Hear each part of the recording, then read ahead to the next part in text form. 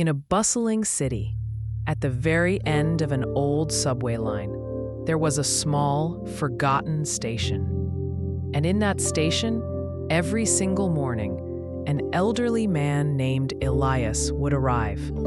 He would sit on the same worn-out wooden bench, pull a small, leather-bound notebook from his coat pocket, and he would just wait. He wasn't waiting for a train. The trains came and went, and he never got on. He wasn't waiting for a person. He would smile kindly at the rushing crowds, but he never waved anyone over. To the hurried people rushing past, the students, the office workers, the parents with strollers, he was just part of the scenery, a statue, a quiet old man on a bench. They didn't know that Elias had once been a well-known woodworker, a master craftsman. His hands, now resting gently on his notebook, had carved beautiful things from blocks of rough timber. But time had passed. His workshop was closed. And now, this was his new ritual, a quiet, patient wait that to everyone else seemed to have no purpose at all.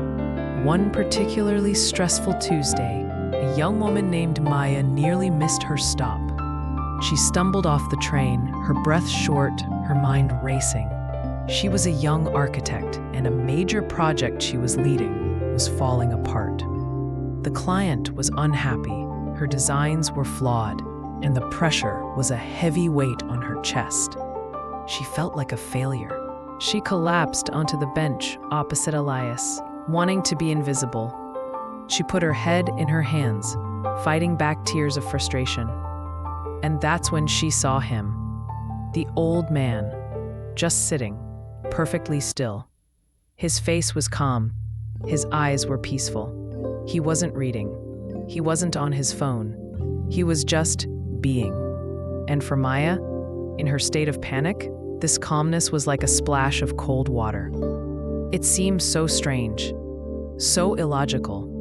How can anyone just sit there like that? Doesn't he have problems? Doesn't he have places to be? His quiet wait felt like a quiet judgment on her own chaos. It annoyed her. It intrigued her. The next day, despite herself, she looked for him. And there he was, same bench, same posture, same profound peace. Day after day, she found herself watching him for just a moment before rushing off. His quiet wait became a strange, fixed point in her spinning world, a mystery she couldn't solve.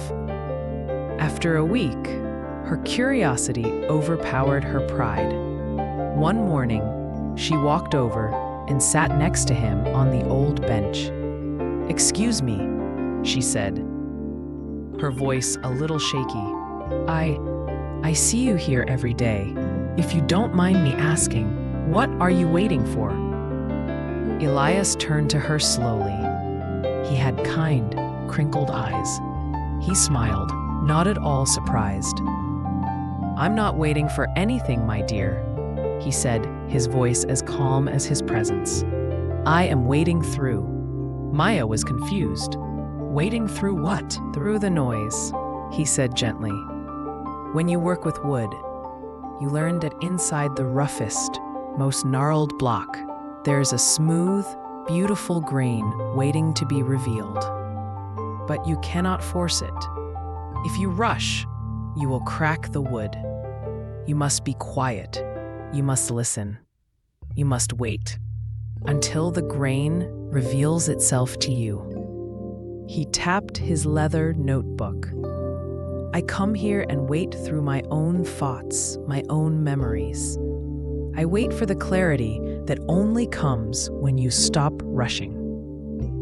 I thought I was waiting for an idea for my next carving, but I realize now I was waiting to understand the carving I had already lived."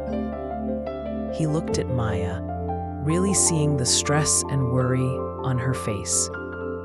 "Your life, your problems, they are like that piece of wood. You are trying to force a shape.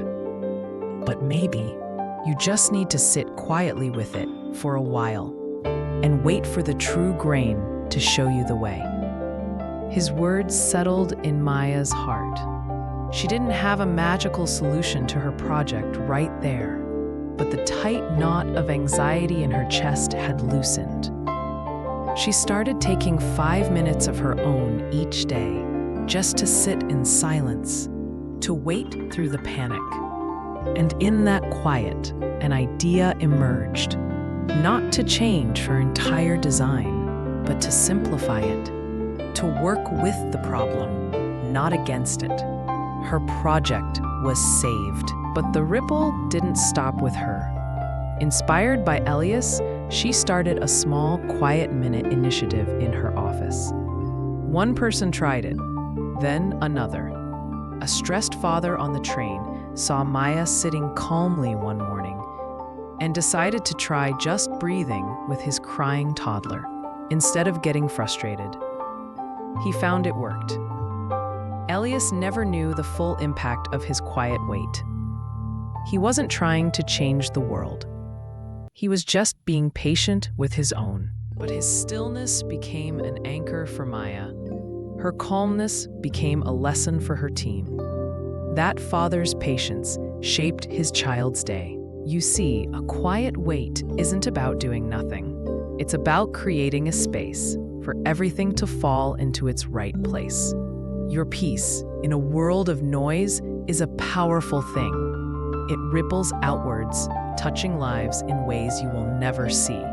The most profound actions are often the ones that look like no action at all. So I wonder, where in your life could you use a quiet wait?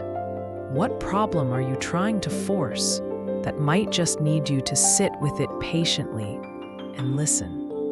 If this story reminded you of the power of stillness, please share your own experiences in the comments below. How has patience helped you?